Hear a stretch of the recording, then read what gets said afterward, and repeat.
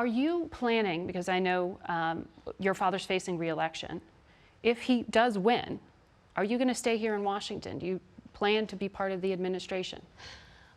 I am driven first and foremost by my kids and their happiness. So that's always going to be my top priority, and that's my decisions will always be flexible enough to ensure that their needs are being considered first and foremost.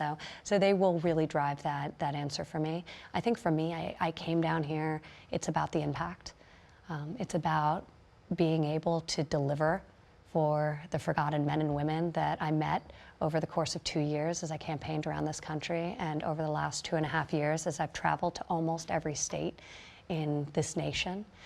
It's about providing pathways to opportunity.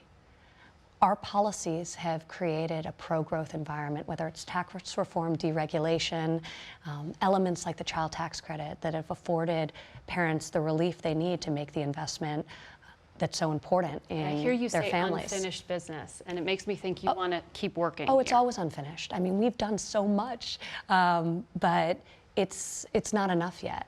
One of the things I've been most proud of is some of the work we've done around catalyzing the private sector to step up and invest in the skills and potential of American workers across the nation.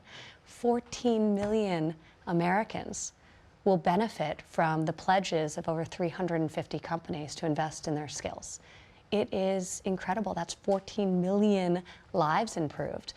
When you look at the stats about the prosperity that has been created by this president, one of the statistics out of so many that really just excites me and drives me each and every day is the fact that over the past year, of all the new jobs created, and 7 million jobs have been created since the president took office, of all the new jobs created, 43% of them were secured by Americans on the sideline of our economy.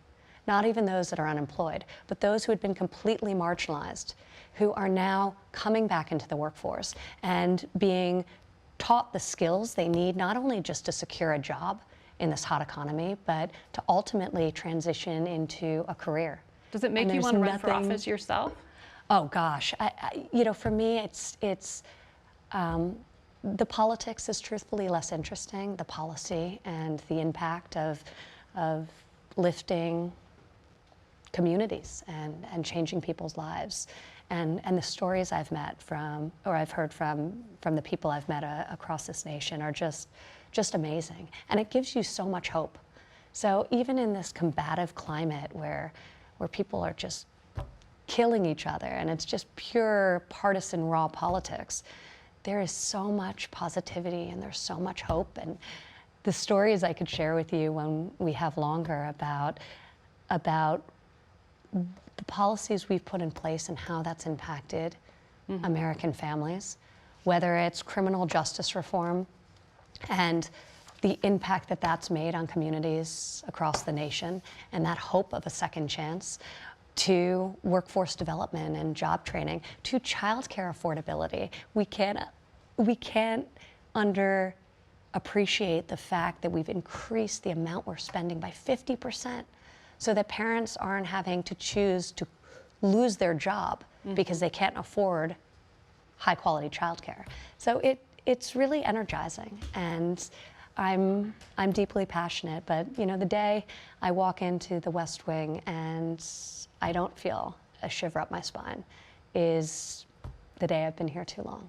And I still, every day, feel a tremendous humbling and sense of privilege that I'm able to do the work that I came to Washington to do, that the president's empowered me, and I feel just incredibly grateful to be able to give back to a country that's given me so much, and I'm doing my very best.